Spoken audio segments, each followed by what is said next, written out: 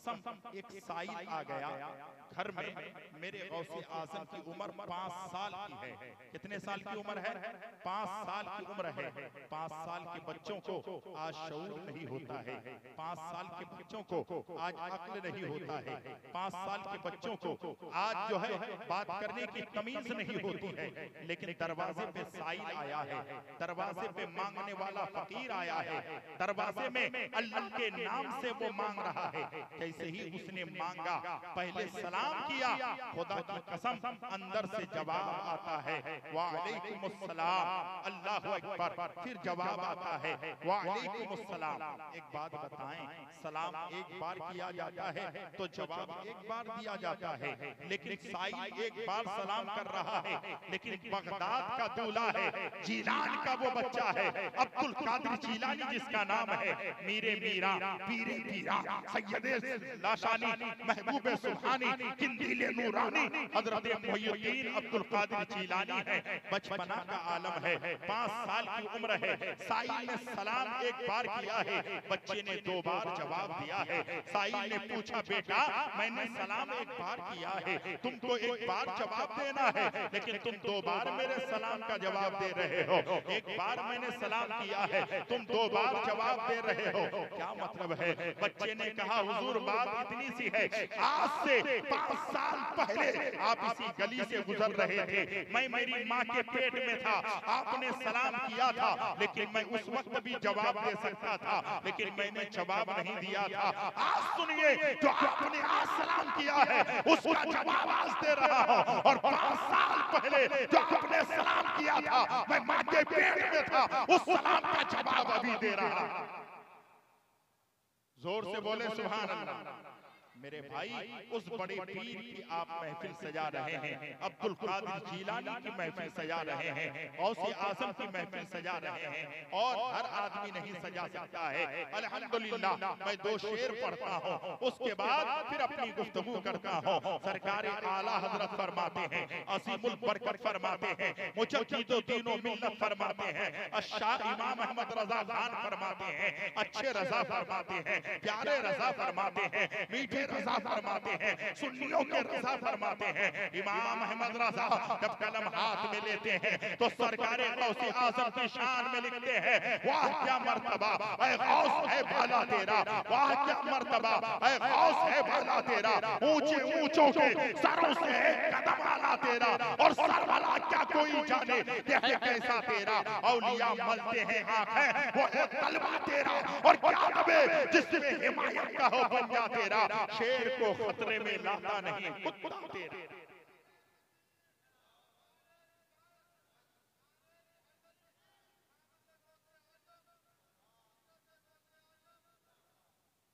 दो शेर पढ़ दे,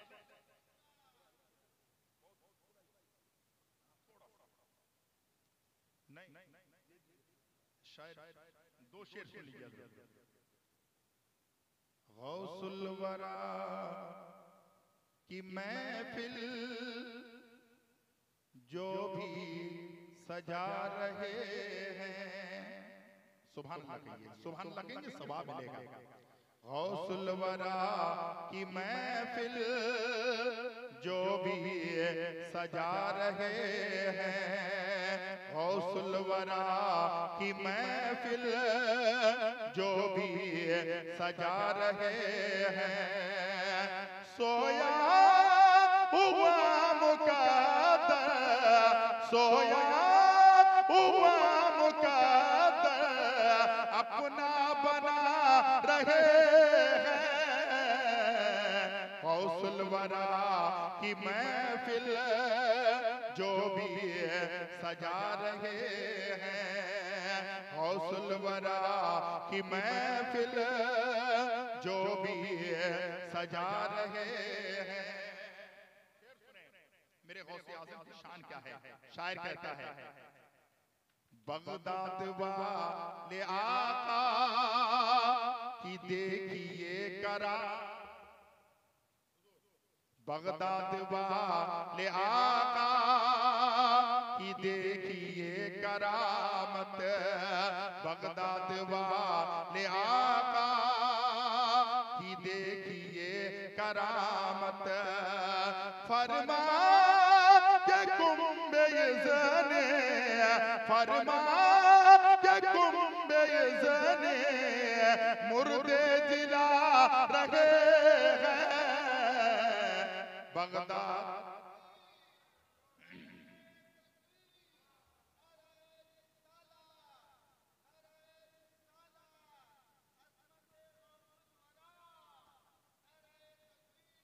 हजरत समझते हैं और जो समझ जाएंगे तो खामोश नहीं रह सकते। शेर सुने।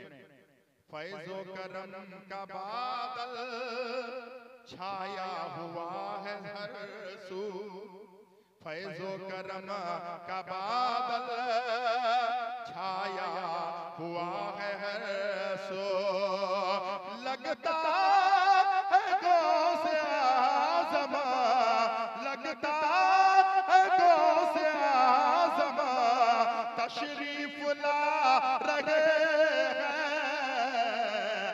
गौसुल वरा की महफिल जो भी सजा रहे हैं।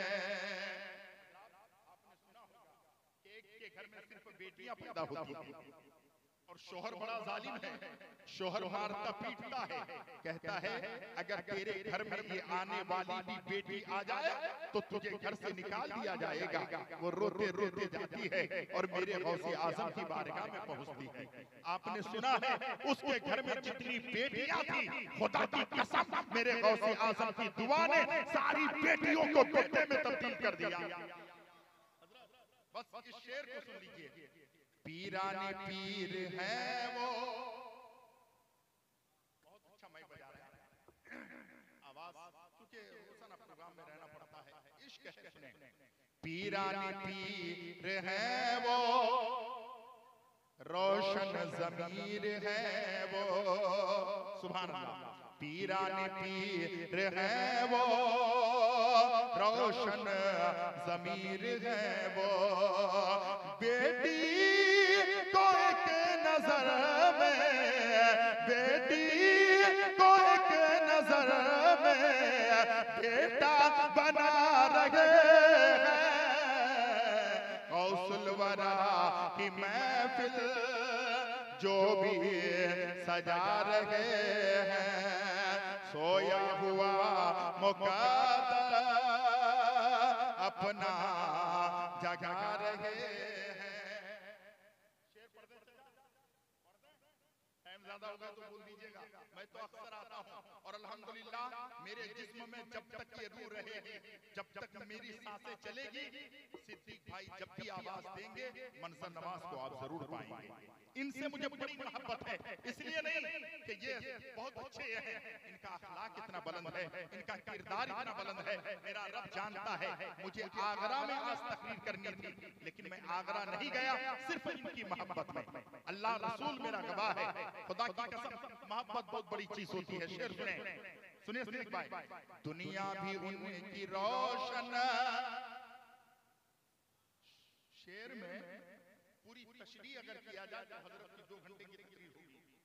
दुनिया भी उनकी रोशन, उक़बा भी उनका रोशन, मतलब दुनिया भी आबाद आखिरत भी आबाद। दुनिया भी उनकी रोशन, उक़बा भी उनका रोशन, किनका?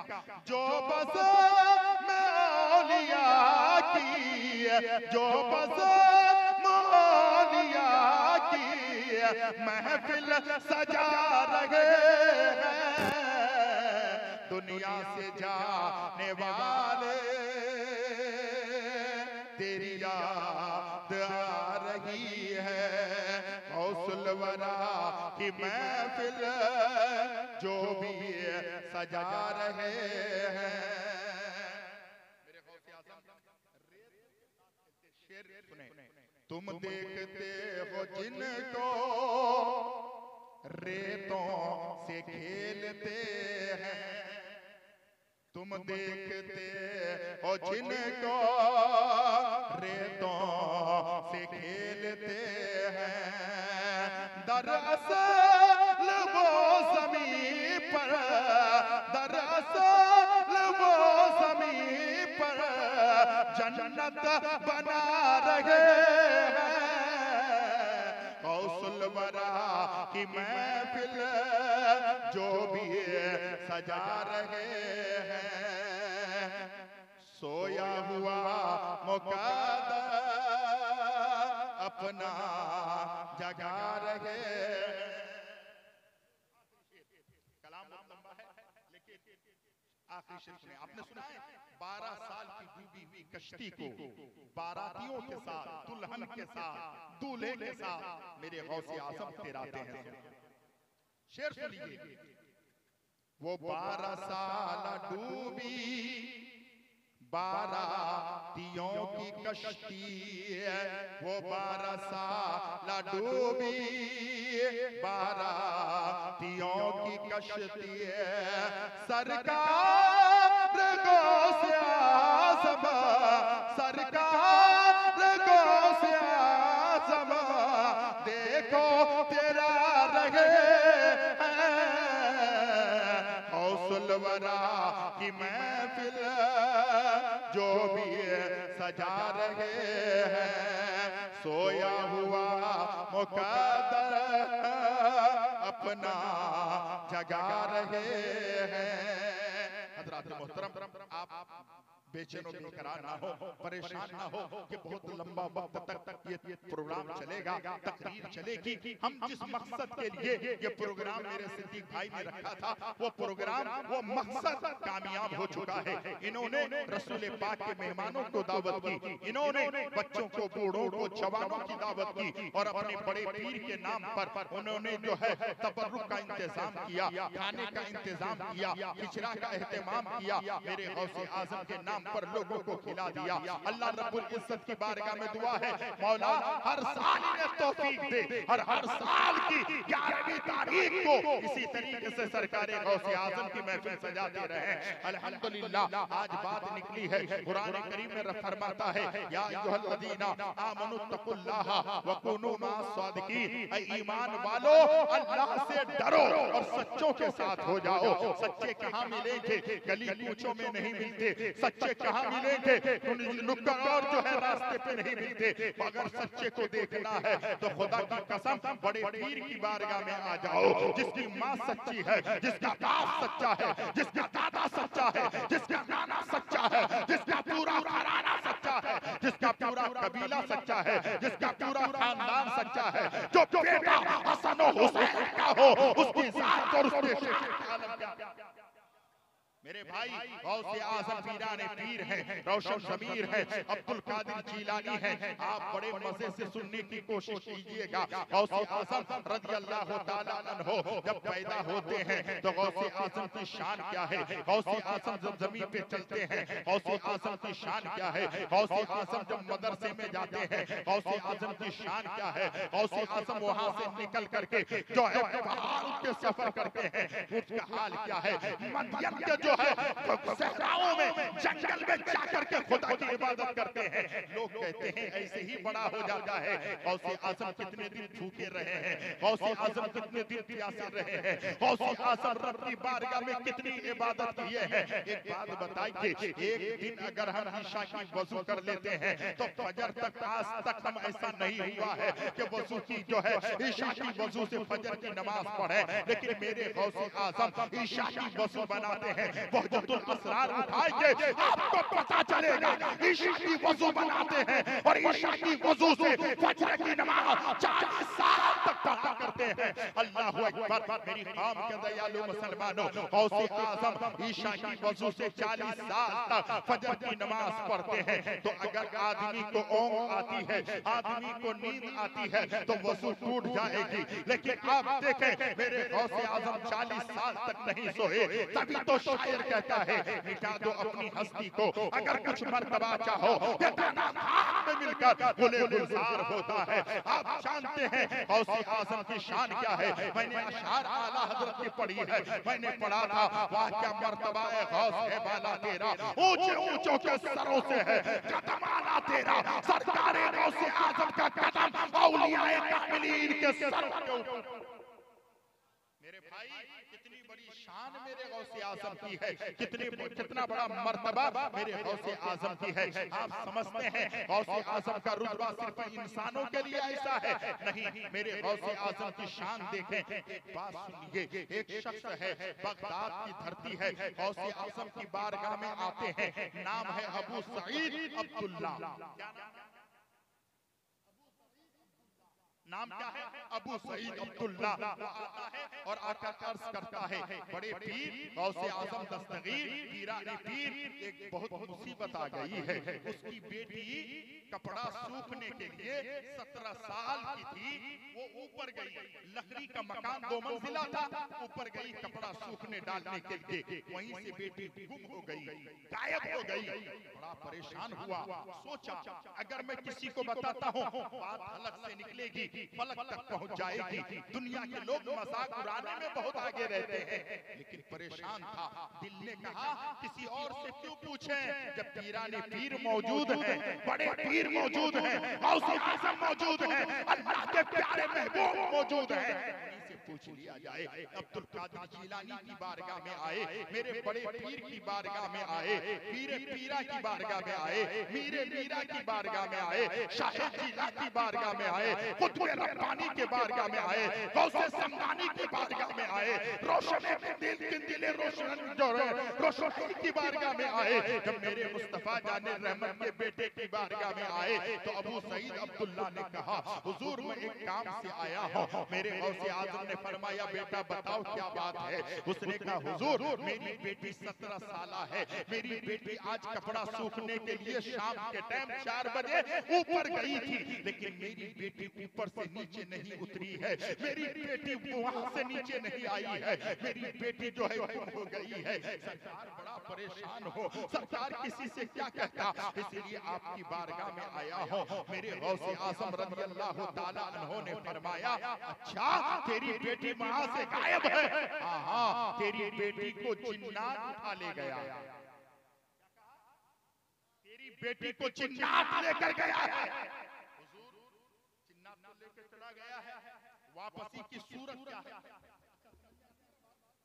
वापसी की सूरत क्या है? मेरी बेटी कैसे वापस आएगी? गौसे आजम पीराने पीर ने कहा, बेटा परेशान मत हो, कर पहाड़ बगदाद से बिल्कुल करीब, कर जगह का नाम है, वहां पहाड़ी पहाड़ है।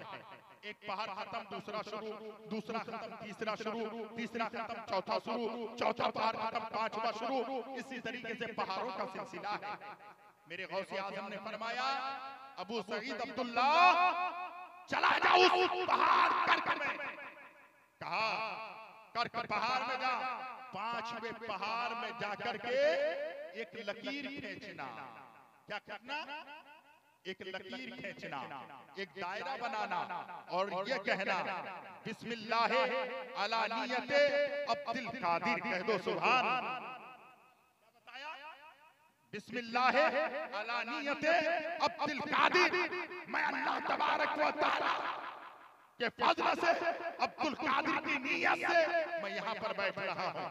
ठीक है, जब बेटा उस दायरे के बीच में बैठ जाना, बैठ जाओगे, रात में वो रास्ता जिन्नातों के जाने आने का है, गुजरगाह है, घरों के घरों जाएंगे, किसी से तुम्हें कुछ नहीं कहना है, बात नहीं करनी है, बैठ जाना है।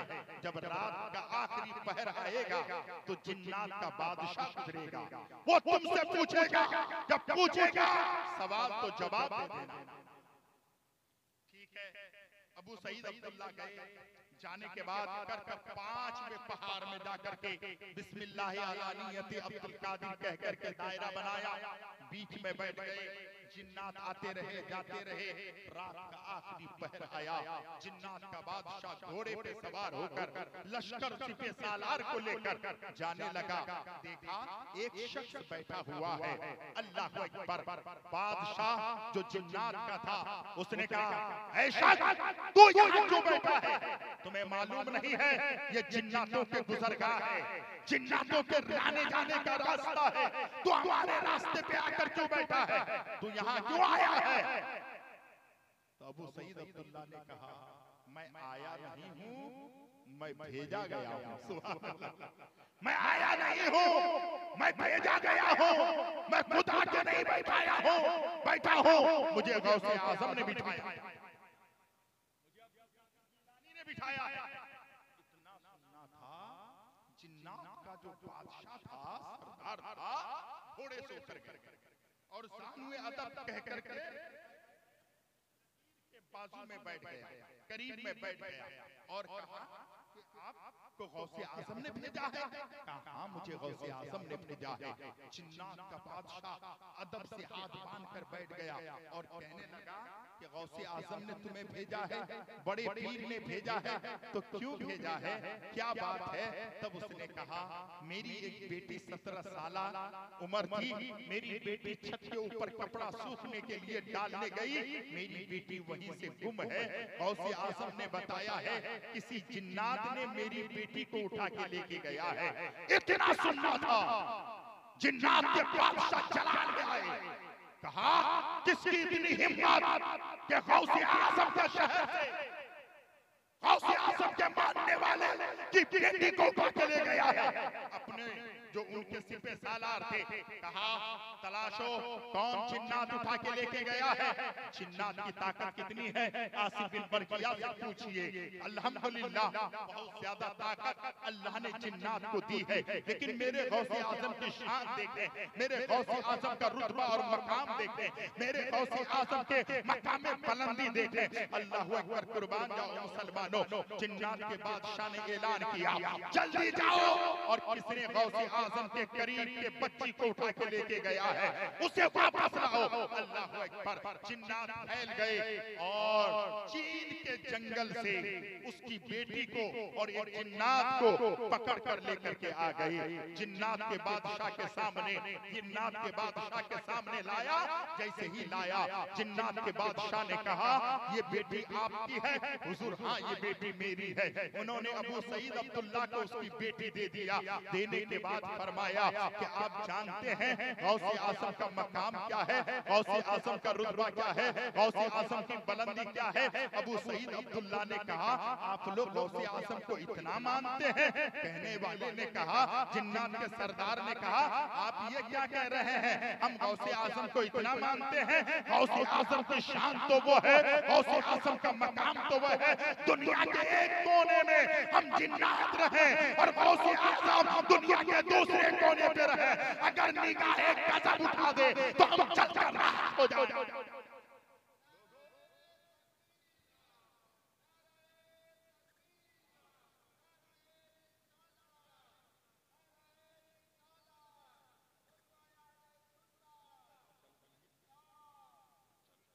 हजरात मोहतरम, कहने का मकसद और मंशा ये है, जैसे ही कहा कि उनकी शान, उनके मकाम, उनके रुतबे की बात करते हो, अल्लाह ने तो वो रुतबा दिया है, वो मकाम, वो मनसब दिया है, आप बात ये कर रहे हैं। फौरन जो है उनकी बेटी उनको वापस किया, उसके बाद तलवार खींची और खींचने के बाद जो जिन्नात उठा के ले गया था उसका सर तन से जुदा कर दिया। करने के बाद अबू सईद अब्दुल्ला लेकर आने लगे। फरमाते हैं अल्लाह तबारक व तआला का करम इतना बड़ा है, अब्दुल कादिर जिलानी का रुतबा अल्लाह ने इतना बड़ा वो मकाम दिया है कि गौसे आजम की शान ये है, गौसे आजम का रुतबा और मकाम ये है कि गौसे आजम अगर एक जगह पर रह करके गजब की निगाह उठा दे हमारे जिस्म में आग लग जाए। मेरी कौम के दयालु मुसलमानों, जब वो लेकर आने लगे तो फरमाने लगे अबू सईद अब्दुल्ला सुन लो, जिसके घर में गौसे आजम का नाम लिया जाएगा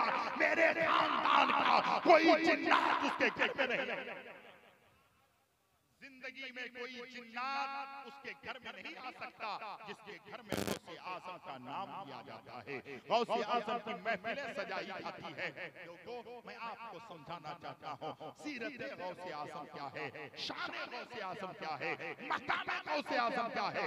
खुदा की कसम, गौसे आजम की शान अगर देखनी है, एक बात आप बता दें, इंसान अपनी जो है अपने नफ्स की पुजारी होता है, नफ्स की ख्वाहिश पे वो चलता है, उसका नफ्स जो कहता है उस पर आमदा होता है। हजरत बाजार, बगदाद का बाजार लगा है और वहां एक यहूदी ईसाई। आप जानते हैं कुरान में जिसके बारे में तस्करा आया है वो तुम्हारा दुश्मन है। वो बाजार गौसे आजम में, बगदाद के बाजार में अपना घोड़ा बेचने आता है। मैं सीरत बताना चाहता हूँ ताकि आपकी समझ में आ जाए वो लोग जिंदा रहते हैं जो लोग मुस्तफा की याद में आका की शरीयत के लिए अपने तन मन धन की कुर्बानियां देते हैं। तारीख इस्लाम पढ़िए, गौसे आजम की सीरत पढ़िए। वो शख्स आया ईसाई है, यहूदी है, वो घोड़ा बेचने के लिए आया है। और जब बाजार में आया, घोड़े की कीमत रखा 5000। उसके घर में उसकी बेटी की शादी थी। वो अपनी बेटी की शादी ये घोड़ा बेच के करना चाहता था। उस वक्त 5000 बहुत माना रखता था। आप कहेंगे हजरत पैसा तो नहीं चलता था, समझाने के लिए आपको कहा जाता है 5000 दिरहम रखता था। लेकिन हजरत देखिए, दिन भर में एक भी ग्राहक उस बाजार में ऐसा नहीं हुआ जो घोड़ा खरीदने के लिए आया हो। वो आदमी बड़ा परेशान हुआ। धीरे धीरे दिन ढलता गया, रात करीब आने लगी, शाम का वक्त हो गया। परेशान हुआ, जल्दी बेचना भी है, अपने घर भी जाना है, लेकिन कोई खरीदने वाला नहीं। दाम घटा दिया। आप भी ऐसा करते हैं कभी? अगर सामान बेचने गए हैं और नहीं बिका है तो दाम कम करके बेच देते हैं। वो ईसाई ने, वो यहूदी ने ये सोचा कि अब मैं घोड़े की कीमत कम कर देता हूँ। 2000 दिरहम उस घोड़े की कीमत रखा। लेकिन गौसे आजम को सबने वो रुतबा, वो मकाम, वो बुलंदी दी थी। गौसे आजम पहुंचे बाजार में, मेरे गौसे आजम की नजर पड़ी, अब वो घोड़ा 2000 में बेच रहा है। मेरे गौसे आजम करीब गए, जाने के बाद फरमाते हैं, ऐ शख्स ये घोड़ा बेचेगा? हुजूर हाँ घोड़ा बेचूंगा। कहा क्या कीमत लोगे? कहा कि 2000। मेरे गौसे आजम ने फरमाया नहीं नहीं, 2000 नहीं, ये 5000 रुपए ले लो। बताओ है कोई ऐसा सही? आज तो लोग बाजार जाते हैं तो सोचते ये हैं कि 2 घंटा और चाय पी लेते हैं, भिंडी 20 रुपए किलो हो जाएगा, और अगर 1 घंटा लेट करते हैं तो आलू जो है 15 रुपए किलो हो जाएगा, 5 रुपए बच जाएगा। लेकिन वो 5 के चक्कर में 15 रुपए चाय वाले को दे देता है, लेकिन गरीब की मदद नहीं करता। आओ मेरे गौसे आजम की शान सुनो। मेरे गौसे आजम ने फरमाया 2000 इस घोड़े की कीमत नहीं है। तू जब बाजार में आया था इसकी कीमत 5000 रखा था। हुजूर आपको कैसे पता है? मैं तो 5000 रखा था, लेकिन कोई खरीदने वाला नहीं है। मेरे गौसे आजम ने 5000 रुपए उसे दे दिया। देना था, उसने कहा सरकार आप मुझे 5000 रुपए दे रहे हैं, मैं तो कीमत में पहले बोला था, अभी तो कीमत घटा दिया हो, 5000 दिरहम आप मुझे दे रहे हैं। मेरे गौसे आजम ने फरमाया, मेरे नबी ने फरमाया है किसी की मजबूरी को मत खरीदना।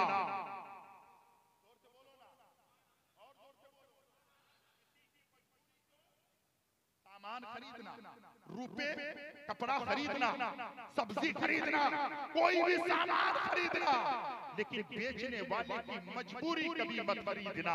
इतना सुनना था कि ये मोहम्मद अरबी का फरमान है, किसी की मजबूरी को नहीं खरीदना चाहिए। मेरे गौसे आजम ने फरमाया तू मजबूरी में घोड़ा बेच रहा है, अभी 2000 रुपए जो कीमत कर रहा है तेरी मजबूरी है। गौसे आजम मजबूरी नहीं खरीदता। उसने कहा सरकार दाम बाद में दीजिएगा, पहले अपने नाना का कलमा मुझे पढ़ा के मुसलमान कर दीजिए। इस्लाम कैसे फैला? मेरे गौसे आजम ने उसे कलमा पढ़ाया और मेरे गौसे आजम ने कलमा पढ़ाया तो फौरन जो है वो शख्स कलमा पढ़कर मुसलमान हो गया। पता क्या चला?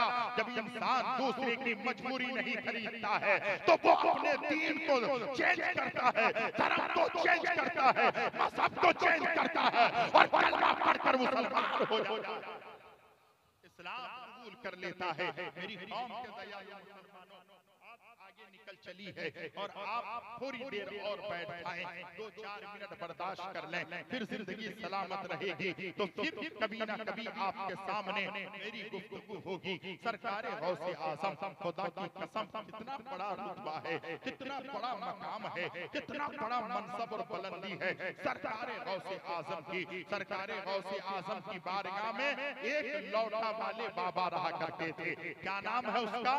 नाम ऐसे जो है हजरत बारिकी रज़ी अल्लाह ताला अन्हु है, लेकिन लोग अक्सर उसे लौटा वाले बाबा कहा करते थे। क्या करते थे? लौटा वाले बाबा। वो क्या करते थे?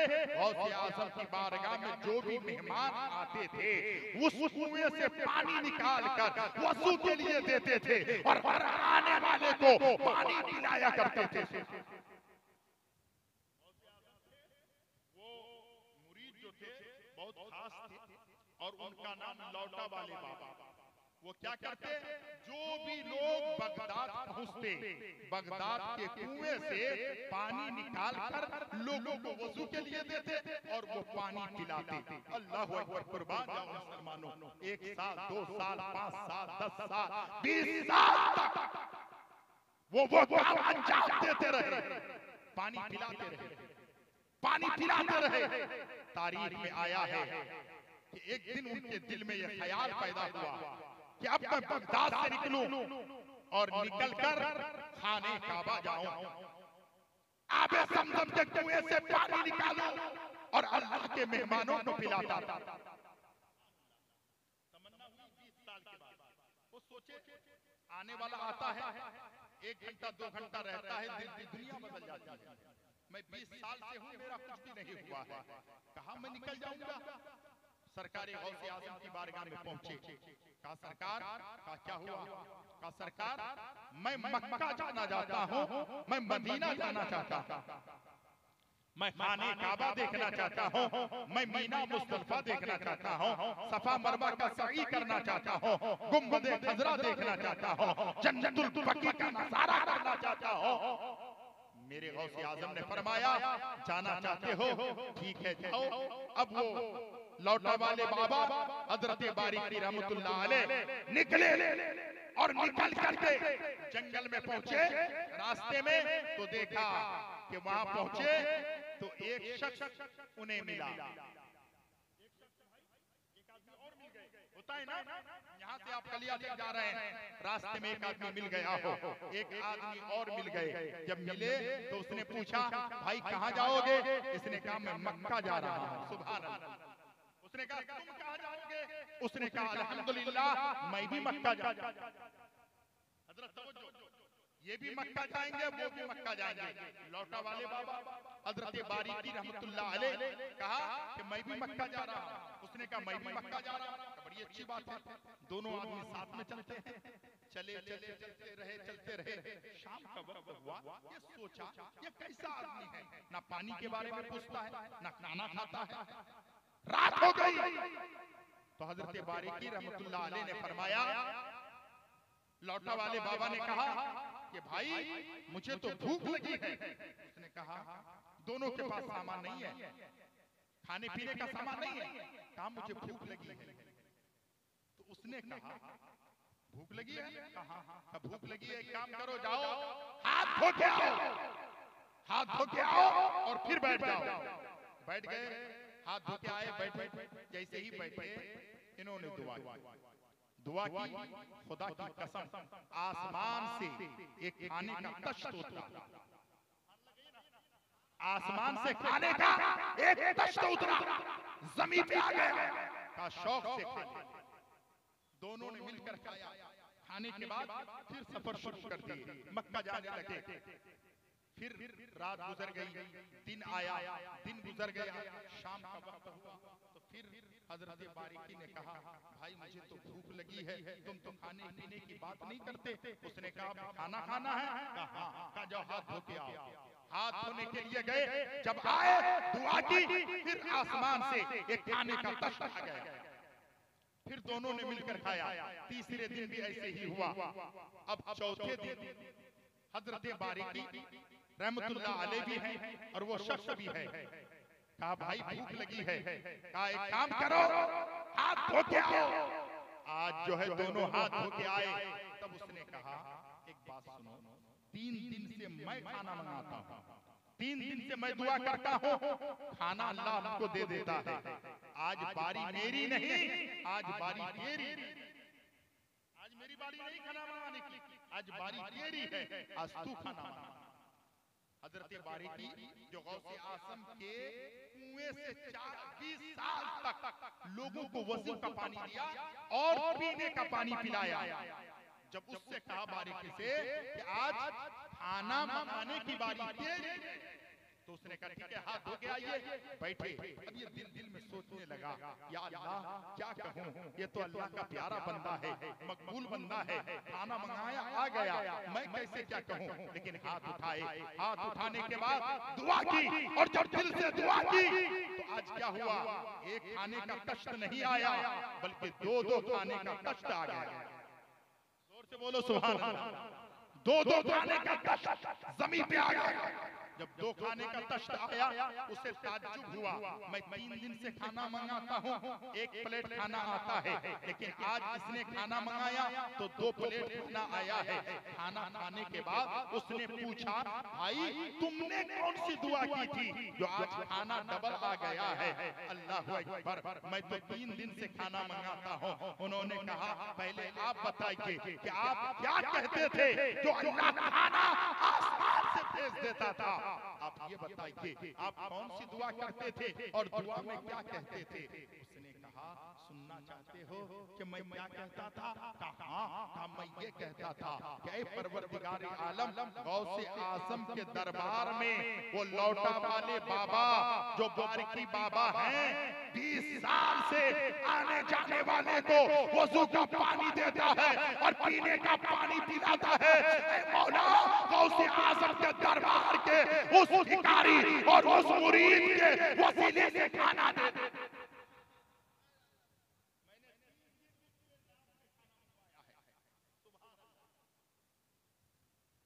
तब उसने कहा कि उनके नाम पर आपने खाना मंगाया, 3 दिन तक खाना आया। कहा मैंने तो बताया, जरा अब बताइए कि आप क्या कह करके खाना मंगाते थे। उसने कहा, तुम मुझे जानते हो, तुम मुझे पहचानते हो, मैं कौन हूँ। उसने कहा, मैं नहीं जानता, नहीं पहचानता। तब उसने कहा कि सुनिए, जब तुमने 3 दिन दुआ मांगी थी, मैंने आखिरी दिन चौथे दिन मैंने भी दुआ की। मौला 3 दिन ये जिसके नाम से खाना मंगाता है, उसी के नाम से आज ये गुनहगार भी खाना मंगाता है। तो आज अल्लाह ने दो जो है कष्ट भेज दिया है।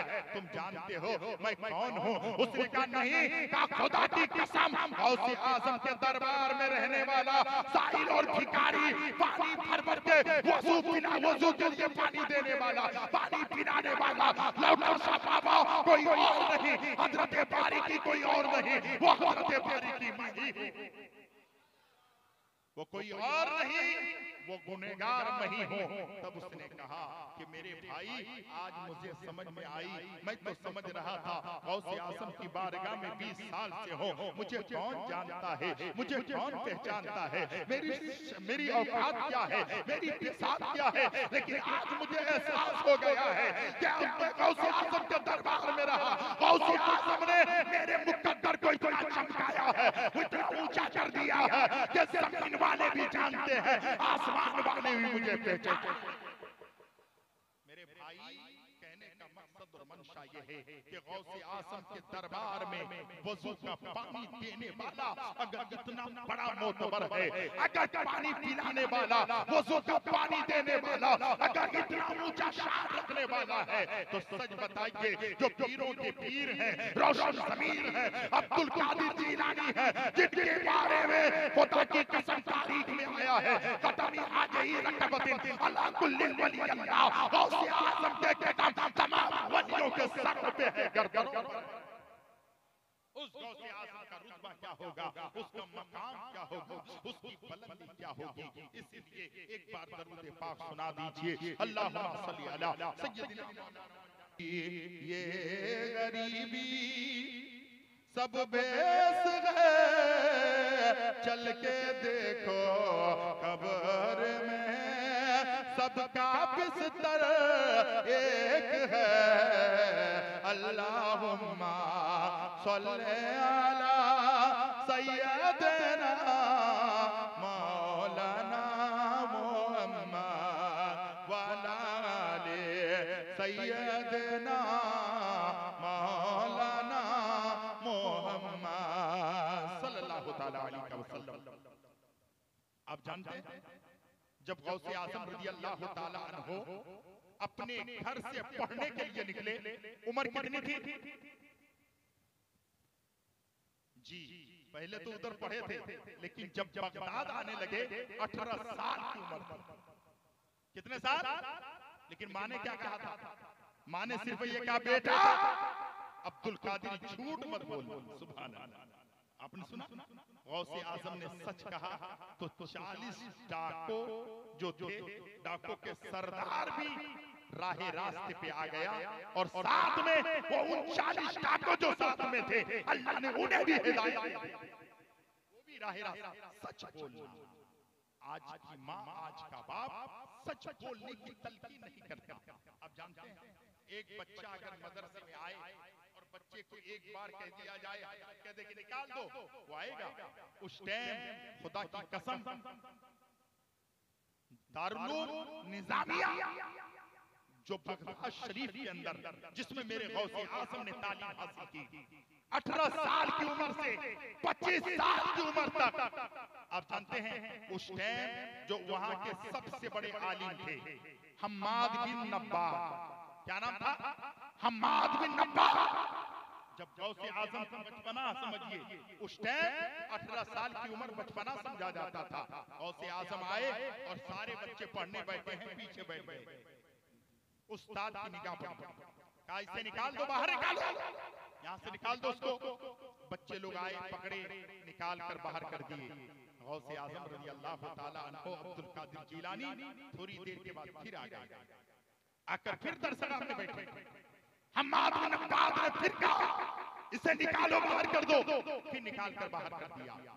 फिर थोड़ी देर के बाद आ गए, 3 बार निकाल दिए, फिर आ गए। चौथी बार जब आए ना, तो खुदा की कसम हम्माद बिन नब्बाद जो उस वक्त तकरीबन 75 से 80 साल की उम्र थी और इतने बड़े आलिम दीन थे, पूरे बगदाद में सबसे बड़े आलिम दीन थे हम्माद बिन नब्बाद। उस वक्त बच्चों से कहते हैं, बच्चे तुम ये समझते हो कि ये बच्चा नाकारा है, ये बच्चा जहन का कमजोर है, ये बच्चा पढ़ा लिखा ज्यादा नहीं है, इसलिए मैंने इन्हें बाहर किया? नहीं नहीं, ये वक्त का घास है कुतुब। मैं इससे इम्तिहान ले रहा था, ये सब्र कैसे करता है। कह दो सुभान अल्लाह। अपनी दाढ़ी मुबारक पकड़कर हम्माद बिन नब्बाद उस बच्चे के पास आते हैं और कहते हैं, ए बेटा, एक दिन तुझे अल्लाह वो रुतबा, वो मकाम अता करेगा, उस वक्त तुम मुझे ना भूल जाना, मैदान महशर में मुझे ना भूल। लोगों, वो गौसे आजम खुदा की कसम 7 साल तालीम हासिल किए और उसके बाद मदियन के जंगल में चले गए। और जंगल में जाने के बाद 1 दिन, 2 दिन, 3 दिन, 4 दिन नहीं भाई, बल्कि महीनों महीना, सालों साल तक खाना नहीं खाते। बहुत सारे लोग हजरत जो पड़े रहते ना, कभी जाते किसी दरख्त के नीचे कि हम बैठ करके हरे पत्ते जो गिरेंगे उसे खाकर भूख मिटा लेंगे, लेकिन जब वहां पहुंचते 70 फकीर पहले वहां पर बैठा रहते, 70 दुर्वेश पहले वहां बैठे रहते, फिर निकल जाते, आगे जाकर के बैठते, खाना नहीं खाते, पानी नहीं पीते। तारीख में आता है कई मर्तबा गौसे आज़म निडाल हो जाते, आंखें बंद हो जाती। लोग समझते ये बगदाद अब्दुल कादिर जिलानी मर चुका है। लोग उठाते और उठाने के बाद पटली में सुलाते और ऊपर से कफन दफन की तैयारी होती। जब पानी डालते मेरे गौसे आज़म को ठंडी महसूस होती तो मेरे गौसे आज़म की आंख खुल जाती। लोग कहते अब्दुल कादिर अब समझते आप मर गए हैं। यानी इतने दिन भूखे रहना, इतने दिन प्यासे रहना, सिर्फ खुदा की रज़ा करके, सिर्फ अल्लाह हो। देखिए जब गौसे आज़म ने पूरी जिंदगी अल्लाह उसके रसूल की मोहब्बत में गुजारी तो पूरी दुनिया के कोने कोने में 11वीं शरीफ आता है, हर घर में गौसे आज़म की 11वीं बनाई। आज गौसे आज़म के नाम का नारा लगाया जाता है और खुदा की कसम खाकर कहता हूँ, मेरी बेटियों सुनना, मेरी बहनों सुनना, मेरी माओ सुनना, भूखे रहना, प्यासे रहना, हर महीने की 11 तारीख को एक चिराग घर में जला लेना और गौसे आज़म के नाम पर एक छोटी सी महफिल सजा लेना, फातिहा इमाम साहब को लाकर करा लेना, 101 रुपए जो है नजराना दे देना, दिल से दुआ करवा लेना। अगर मेरे गौसे आज़म की नजर पड़ गई तो तेरा बेटा तेरा भी वफादार वफादार होगा, गौस कुतुब अब्दाल का भी वफादार होगा, नबी का भी वफादार होगा, खुदा का भी फरमाबरदार। गौसे आज़म की 11वीं मनाते रहो, सुन्नियों याद उनकी मनाते रहो, नारे गौसे आज़म लगाते रहो। इसमें आज़म है ये, यही लाहौल है जिसको सुनते ही जल जाता शैतान है। गौसे आज़म जीलानी पीरों के पीर हैं, रोशन ज़मीर हैं, अब्दुल कादिर जीलानी है। गौसे आज़म की शान आज हम तकरीर करते हैं, आप तकरीर करते हैं, लेकिन गौसे आज़म खुदा की कसम जब तकरीर करते थे तो हालात कैसे होते, तकरीर करते खुदा की कसम 1 2 4 10 आदमी नहीं, 70 हज़ार लोगों का मजमा होता। कितने? 70,000 लोगों का मजमा। ये लाउड स्पीकर कुछ नहीं था, लेकिन अल्लाह ने वो ताकत दी थी। मेरे गौसे आज़म जब तकरीर करते तो आगे वाले जैसा सुना करते थे, 70,000 के आखिरी मुरीद भी उसी तरीके से सुना करते। क्या शान है मेरे गौसे आज़म की। सिर्फ तुमने यही सुना है कि मुर्गा जिंदा कर दिए। मेरे गौसे आज़म की शान तो मेरे गौसे आज़म की शान है। निगाहे वली में वो तासीर देखी, बदलती हजारों की तकदीर देखी। निगाहे मर्द मोमिन से बदल जाती है तकदीरें, अगर हो ज़ौक़े यकीन पैदा तो कट जाती है जल्दी। खत्म कर देते हैं इंशाअल्लाह। हर घर तक फैलनी चाहिए। आज हम सब करते हैं, लेकिन एक काम नहीं करते, हम सदका नहीं करते। हजरत सदका के ताल्लुक से लोगों को पता ही नहीं, अब बताते हैं तो सुनना ही नहीं चाहते हैं। लेकिन तारीख में आया है, असदक़तो रद्दुल बला, सदका बलाओं को टाल देता है, सदका मुसीबतों को टाल देता है। मेरे आका सल्लल्लाहु अलैहि वसल्लम के प्यारे दीवानों, जब भी कोई परेशानी आए, गौसे आज़म के नाम पर, बड़े पीर के नाम पर, अपने बच्चों के नाम पर सदका कर दिया करो।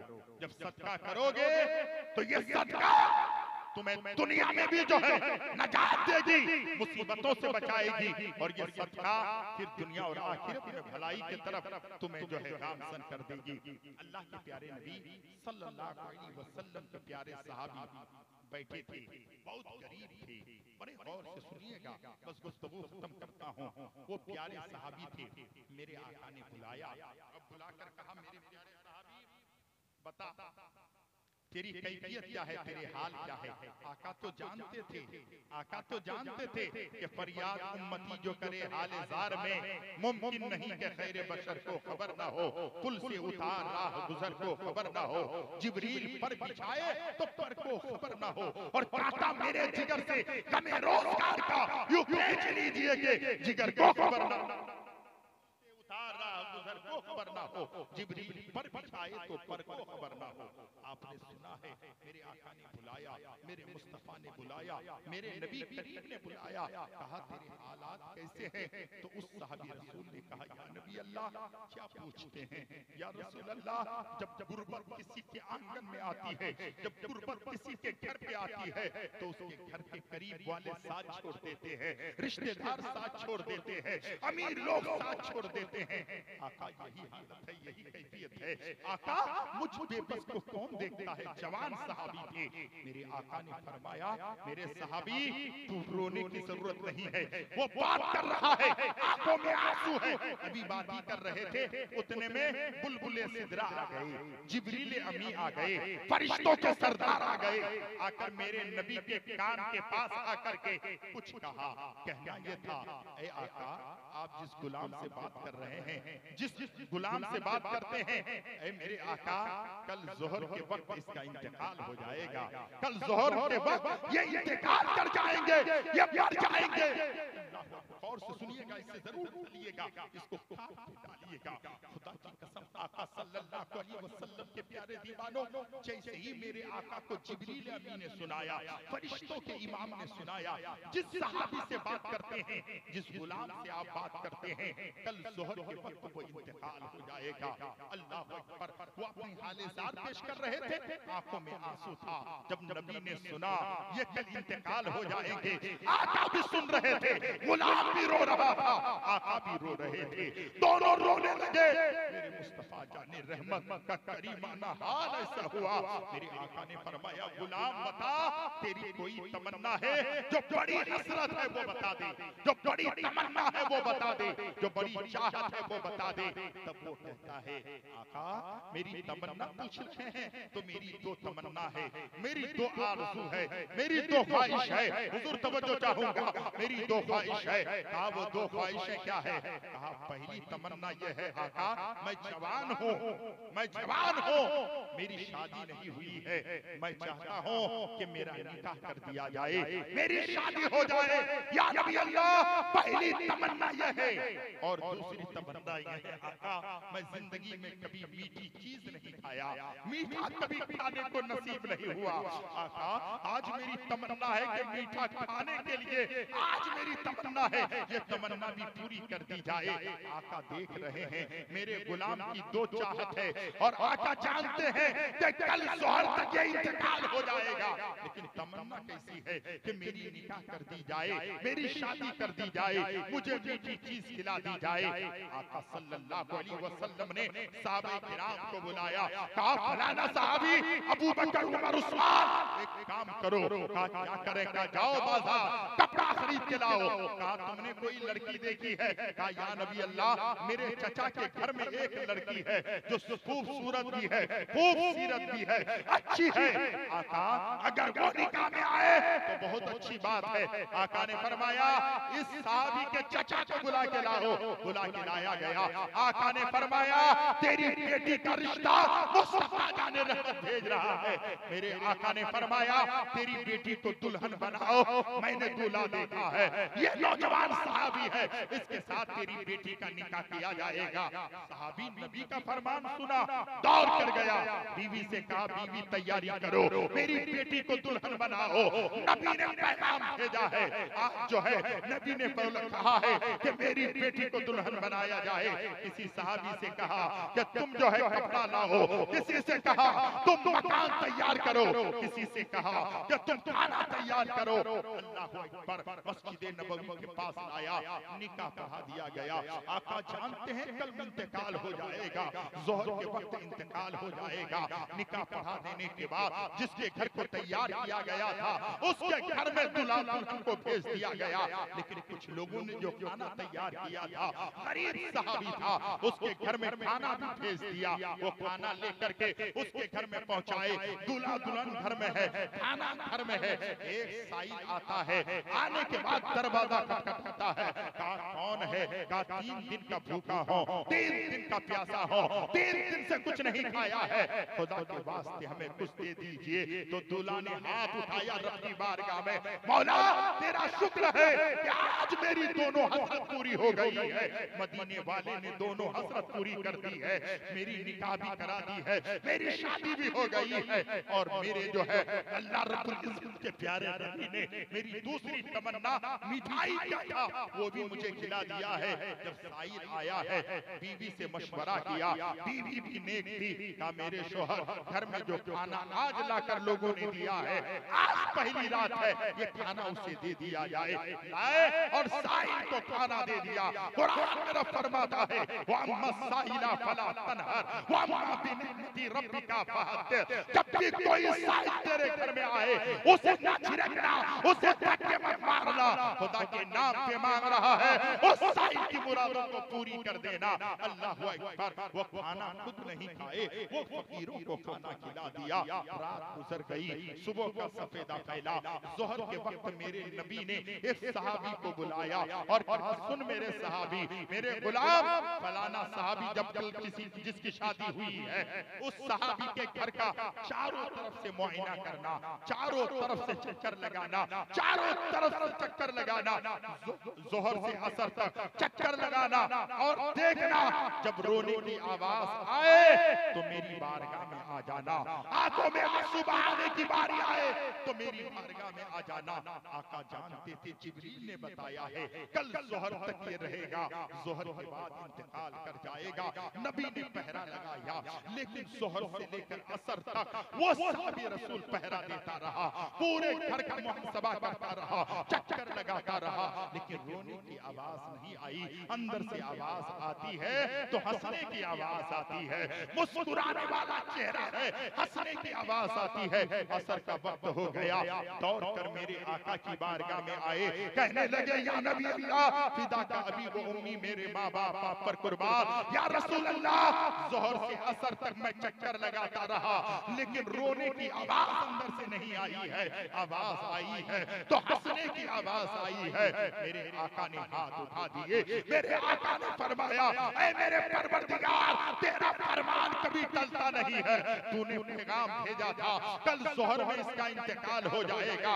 ऐ मेरे परवरदिगार, आज जोहर से असर का वक्त हो गया है, लेकिन मेरे गुलाम की रूह नहीं निकली है, मेरा गुलाम जिंदा है। मौला ये कैसे हो गया है? आतिफे गैबी से आवाज आती है, ऐ मेरे प्यारे मुस्तफा, ऐ मेरे प्यारे नबी, ऐ रऊफुर रहीम मुस्तफा, ऐ ताब यासीन मुस्तफा, ऐ मुरादुल मुश्ताकीन मुस्तफा, ऐ मेरे प्यारे हबीब मुस्तफा, बात इतनी सी है, ये तकदीर बनाने वाला भी तेरा रब है, तकदीर बदलने वाला भी तेरा रब है। रात में हक तो ये है जोहर में इंतकाल हो जाता, लेकिन रात में जब वो घर में गया, जो खाना उसका था, मांगने वाला आया था, वो खाना उन्होंने सदका कर दिया था, वो खाना उन्होंने फकीर को दे दिया था। वो फकीर खाना लेकर हाथ उठाया, मौला आज जिसने मुझे खाना खिलाया है उसकी उम्र को दराज फरमा दे। मौला जिसने खाना खिलाया है उसके चेहरे में, उसके घरों में हमेशा खुशी ही खुशी रहे। उस फकीर ने दुआ की थी, इसलिए मैंने उसकी जिंदगी को तब्दील कर दी है, मौत को हयात में तब्दील कर दिया है, जिंदगी और उम्रें उसकी बढ़ा दी।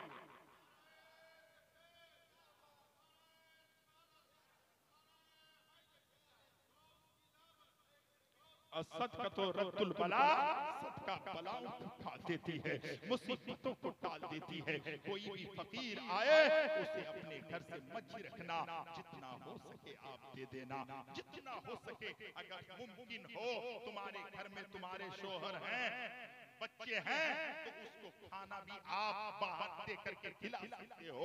फकीर है, औरत के लिए जायज नहीं है, लेकिन मर्दों से मेरा कहना है आप हर हाल में खुदा की राह में सदका करें, माँ बाप के नाम पे सदका करें। बच्चे की तबीयत खराब है, उठाइए पैसा सदका कर दीजिए। देखिए डॉक्टर के दवाई से जितना फर्क नहीं पड़ेगा, खुदा की कसम फकीर की दुआ से उससे ज्यादा फर्क और असर पड़ जाएगा। बच्चे की सही जाएगी।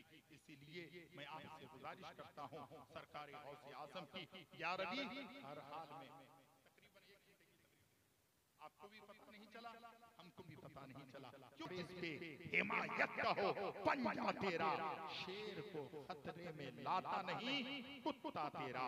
सरकारी गौसे आजम के दरबार का कुत्ता हजारों शेर पर भारी है। क्या मतलब है? कुत्ता जब ऐसे दरबार का होता है तो फिर शेर पनाह मांगा करता है। जिंदगी सलामत रहेगी तो फिर कभी ना कभी आपसे मेरी मुलाकात होगी।